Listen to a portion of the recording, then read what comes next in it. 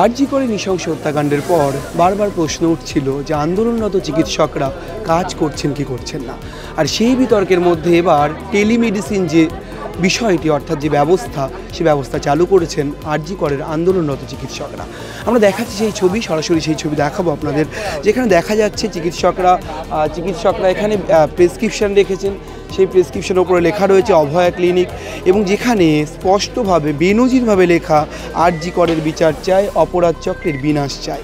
এই নজিরবিহীন প্রেসক্রিপশন করছেন তারা, এবং যারা মূলত ভার্চুয়ালি যোগাযোগ করার চেষ্টা করছেন তারা এই প্রেসক্রিপশন করে কি অসুবিধা হয়েছে সেই অসুবিধাগুলো শুনে সেই ওষুধ লিখে তাদেরকে হোয়াটসঅ্যাপ করছেন। আমার সঙ্গে শুভ্র চিকিৎসক, আন্দোলনরত চিকিৎসক।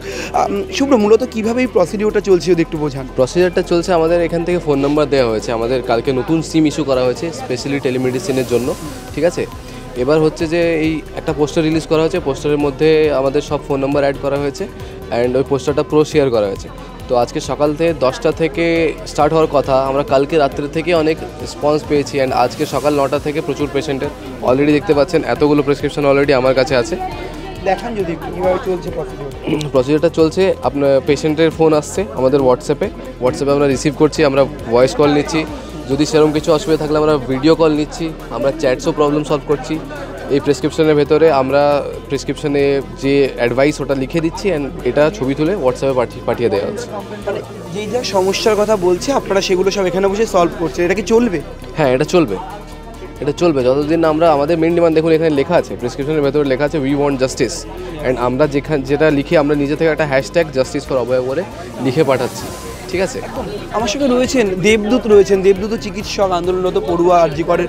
দেবদূত দেখাবো যে রীতিমতো ল্যাপটপ খুলে হোয়াটসঅ্যাপ ওয়েবের মাধ্যমে তারা বিভিন্ন সমস্যা তারা শুনছেন, এবং তারপর চিকিৎসকরা নিজেদের মধ্যে আলোচনা যেমন করেছেন। দেখুন, দেবদূত চিকিৎসক পড়ুয়া, আন্দোলনরত পড়ুয়া রীতিমতো হোয়াটসঅ্যাপ ওয়েব সেখান থেকে খুলে ল্যাপটপের মাধ্যমে পেশেন্ট পার্টির বিভিন্ন রকমের সমস্যা শুনছেন এবং তারা প্রেসক্রিপশন পাঠাচ্ছেন। দেবদূত, আপনার সাথে কথা বলার চেষ্টা করবো। আপনি এখানে কি মূলত যে প্রসিডিওরটা শুভ্র আমাদের বললেন, কি করছেন মূলত আপনারা?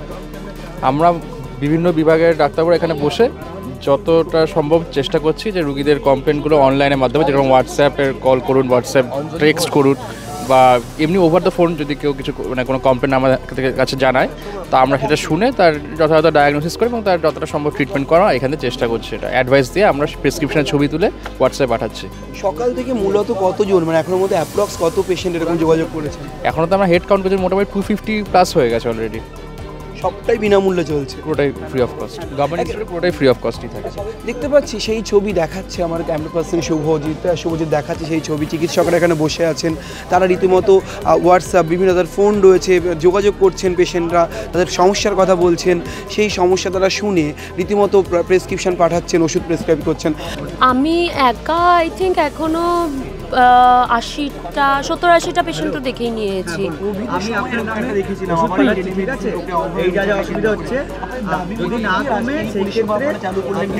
আমাদের মূলত দাবি আগেও যেটা ছিল এখনও সেটাই আছে, সেটা আমাদের লড়াই হচ্ছে জাস্টিসের জন্য লড়াই। তাহলে কালপ্রিটসদের ধরা হোক এবং জাস্টিস যেন অভয়া পায়, সেটাই আমাদের প্রাইমারি দাবি।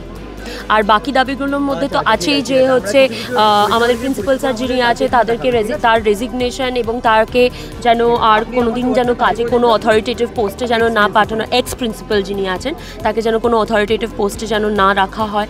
যারাই হচ্ছে প্রমাণ লোপাটের জন্য রেসপন্সিবল এবং যারা হচ্ছে আমাদের সেমিনার রুমকে নষ্ট করে দেওয়ার জন্য এখানে এসেছিল, তাদেরকে যেন দ্রুতভাবে ধরা হয় এবং শাস্তি দেওয়া হয়। আর অফকোর্স কলেজে আমাদের যেটা পরিস্থিতি আছে, ডেমোক্রেটিক রুলস মানে রাইটস, ইলেকশনের রাইটস, সেগুলো যেন ফিরে আসে। এবং last but not the least আমাদের সিকিউরিটির কনসার্ন যেটা আছে, সেই সিকিউরিটি অ্যান্ড সেফটি যেন এনশিওর করা হয়। আমরা দেখলাম সেই ছবি। টেলিমেডিসিন প্রক্রিয়ার মাধ্যমে চিকিৎসকরা মূলত যারা বারবার করে বলছিলেন যে কর্মবিরতির জন্য তাদের চিকিৎসা পরিষেবা ব্যাহত হয়েছে, সেই বিষয়টি কিন্তু খানিকটা উড়িয়ে দিলেন তারা সকাল থেকে চেষ্টা করছেন অভয়ের নামে বিচার চাইতে পেশেন্ট পার্টি অর্থাৎ যারা রোগী তাদেরও ঠিকঠাক রোগীর যে পরিষেবা সেটাও তারা পান। ক্যামেরায় শুভজিৎ মুখোপাধ্যায়ের সঙ্গে রমেন দাস, সংবাদ প্রতিদিন .in।